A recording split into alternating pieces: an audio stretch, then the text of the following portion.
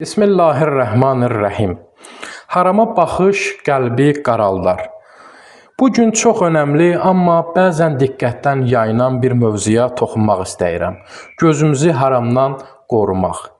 Qurani-Kərimdə Allah Taala buyurur: "Mömin kişilərə de ki, gözlərini haramdan çəksinlər və iffətlərini qorusunlar. Bu onlar üçün daha təmizdir." Bu ayə həm kişilərə, həm də qadınlara aiddir. Allah bizi gözümüzlə sınayır. Çünki göz qəlbə açılan bir qapıdır.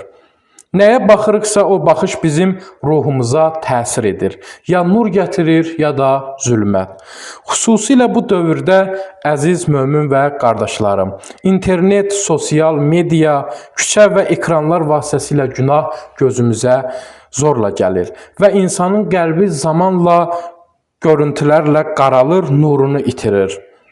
Unutma, bir baxış bir günahın qapısını aça bilər və bir baxış səni Allahdan uzaqlaşdırar. Peyğəmbərimiz buyurur, zinanın bir qismi gözdədir. Yəni gözlə baxmaq da zinanın başlanğıcı sayılır. Əgər istəyirik ki, namazdan zövq alaq, zikirdə qəlbimiz titrəsin, Allaha yaxın olaq, gərək baxışlarımız pak olsun. Necə ki, pak su çirkli bir qabda tutula bilməz, ilahi nur da günahla dolu bir qəlbdə yerləşməz. Gəlin baxışlarımızı tərbiyə edək. Haram gələndə dərhal baxışımızı çevirək. Ya Allah, mən səni çox istəyirəm, mən səni sevirəm. Bu baxışdan sənin rizan üçün vaz keçirəm.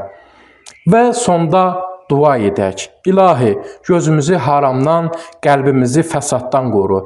Bizi sənə yaxın edən baxışlar nəsib et. Nəfsimizi tərbiyə et. Qəlbimizi nur ilə doldur. Harama baxmamaq üçün bizə güc və iradə ver. Amin ya Rəbbəl aləmin.